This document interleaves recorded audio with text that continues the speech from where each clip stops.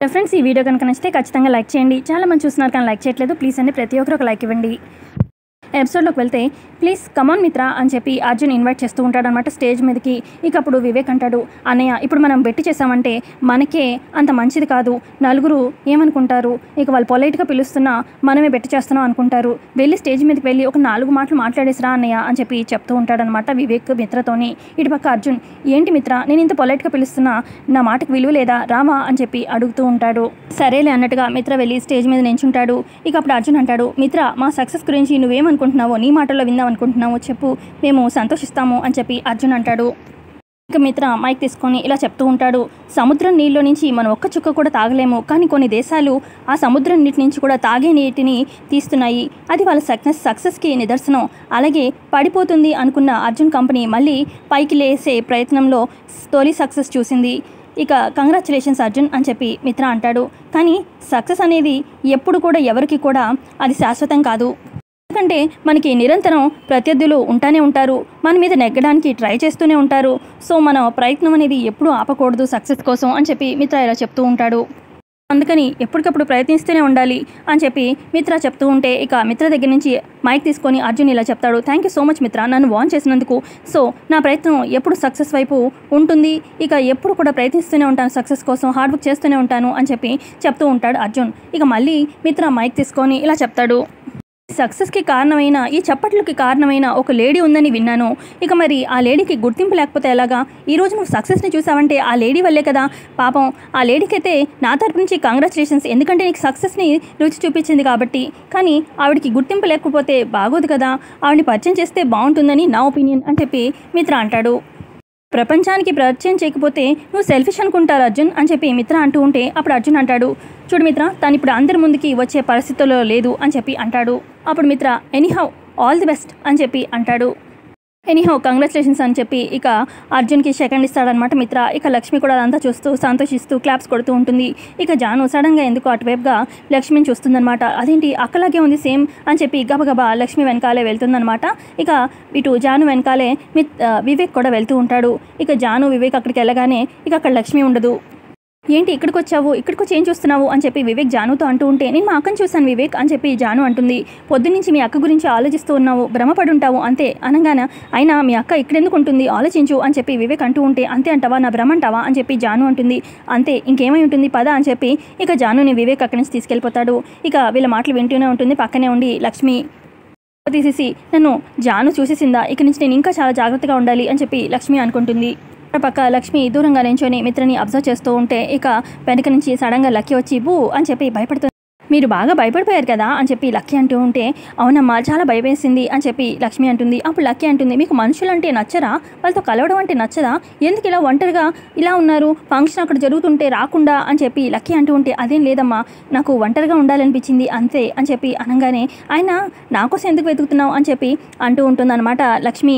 అవును ఇందాక నుంచి మీకోసం వెతుకుతున్నాను, మా టీచర్ ఒకసారి చెప్పింది, మన మనసుకి ఎవరైనా నచ్చితే ఆటోమేటిక్గా మనం వాళ్ళ కోసం తాపత్రయపడతాము, వాళ్ళని వెతుకుతాము, వాళ్ళ కోసం ఆరా తీస్తూ ఉంటామంట అని చెప్పి చెప్తుంది లక్కీ. లక్ష్మి అంటే నీ మనసుకి నేను బాగా దగ్గరైనట్ట అనగానే, ఏమో అదంతా తెలీదు ఆంటీ, కానీ నాకు మీతో మాట్లాడాలి సరదాగా గడపాలని అనిపిస్తుంది అని చెప్పి లక్కీ అంటుంది. నాకు మీతో టైం స్పెండ్ చేయాలనిపిస్తుంది, మీతో కథలు చెప్పించుకోవాలనిపిస్తుంది అని లక్కీ అలా చెప్తూనే ఉంటే, ఏం ఇంట్లో ఎవరు లేరా, ఎక్కువ మంది లేరా నీ కథలు చెప్పడానికి అని చెప్పి లక్ష్మి అంటూ ఉంటే, చాలామంది ఉన్నారు కానీ ఎవరికి కథలు చెప్పడం రాదు, మా నాన్న అడిగితే మా నాన్నకి రావు, ఇంకా ఎవరిని అడుగుతాను చెప్పండి, కానీ నాకు ఎందుకో మీతో మాట్లాడుతుంటే మీతో ఏమైనా అడగచ్చు, మీతో ఏమైనా షేర్ చేసుకోవచ్చు, మీతో ఎలాగైనా ఉండొచ్చు అని చెప్పి అంత క్లోజ్నెస్ ఫీలింగ్ వస్తుంది ఆంటీ అనగానే, నాకు కూడా అలాగే ఉందమ్మా అని చెప్పి లక్ష్మి అంటుంది. వావ్ ఇద్దరికి ఒకేలా అనిపించిందంటే వాళ్ళిద్దరి మధ్యలో ఏదో విడదీయరాని బంధం ఉందంట అని చెప్పి చెప్తూ ఉంటుంది లక్కీ లక్ష్మితోని. పక్క జాను ఆలోచిస్తూ ఉంటే ఇక వివేక్ అంటాడు, ఏంటి జాను ఇంకా వదిన గురించి ఆలోచిస్తున్నావా అని చెప్పి అంటూ ఉంటే ఇక అవును వివేక్ అన్నట్టుగా చెప్తూ ఉంటుంది. ఈ లోపల మిత్ర వస్తాడు. ఏంటి జాను ఏమైంది అలా ఉన్నావేంటి అనగానే, అది అక్క అనగానే, అక్క అని చెప్పి మిత్ర అంటాడు. అది అంటే నాకు తెలిసిన అక్క కనిపించింది అంతే అనగానే, తెలిసిన అక్క కనిపిస్తే ఎందుకు అలా డల్గా ఉండడం అని చెప్పి మిత్ర అంటాడు. ఇక లక్ష్మి గురించి ఏం మాట్లాడదన్నమాట జాను. అవును లక్కీ ఏది అని చెప్పి మిత్ర అంటూ ఉంటే ఇక అవును ఇక్కడే ఎక్కడ ఉండాలి అన్నట్టుగా చూస్తూ ఉంటారు. ఇక లక్కీ ఏమో లక్ష్మితో మాట్లాడుతూ ఉంటుంది కదా, ఇటు లక్ష్మి లక్ష్మి అంటుంది, నువ్వు ఇంత పెద్ద పెద్ద మాటలు ఎక్కడి నుంచి నేర్చుకున్నావు అని చెప్పి లక్కీతో అంటూ ఉంటే, మా friend black and white movies చాలా చూస్తుంది, తను చెప్తూ ఉంటుంది డైలాగ్స్, ఆ డైలాగ్సే నేను మీకు చెప్తున్నాను. అయినా మన ఇద్దరి మధ్యలో ఏదో బంధం ఉందంటీ, అందుకే మీతో ఇలా మాట్లాడాలనిపిస్తుంది. మా నాన్నతో ఎంత ప్రేమగా మాట్లాడుతున్నానో, మా నాన్న నా మీద ఎంత ప్రేమ చూపిస్తారో మీరు కూడా నాకు మీద అంతే ప్రేమ చూపిస్తున్నట్టు, అంతే ఇష్టంగా మాట్లాడుతున్నట్టు అనిపిస్తుంది ఆంటీ అని చెప్పి చెప్తుందనమాట లక్కీ లక్ష్మితోని. లక్ష్మి హాక్ చేసుకుంటుందన్నమాట లక్కీని. ఆంటీ మీతో ఎప్పుడు ఇలాగే అనిపిస్తుంది ఆంటీ, ఏంటో తెలియని ఫీలింగ్ ఆంటీ అని చెప్పి లక్కీ చెప్తూ ఉంటే, నాకు కూడా నా కొడుకుతో ఎలా అనిపిస్తుందో అలాగే అనిపిస్తుందమ్మా నీతో కూడా అని చెప్పి చెప్తూ ఉంటుంది లక్ష్మి.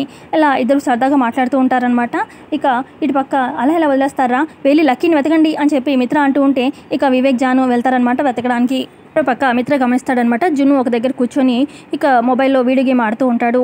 సరే అని చెప్పి మిత్ర వెళ్తాడనమాట జున్ను దగ్గరికి. ఇక మాట్లాడకుండా లైట్గా దగ్గుతున్నట్టుగా సౌండ్ చేస్తూ ఉంటాడు, నేను వచ్చాను పలకరిచ్చు అన్నట్టుగా అనమాట. మిత్ర అలా చేస్తూ ఉంటే ఇక జున్ను గమనించి, ఏమన్నా నాతో మాట్లాడాలంటే మాట్లాడచ్చు, ఇలా దొంగ దగ్గులు ఎందుకు దగ్గడం అని చెప్పి అంటాడు.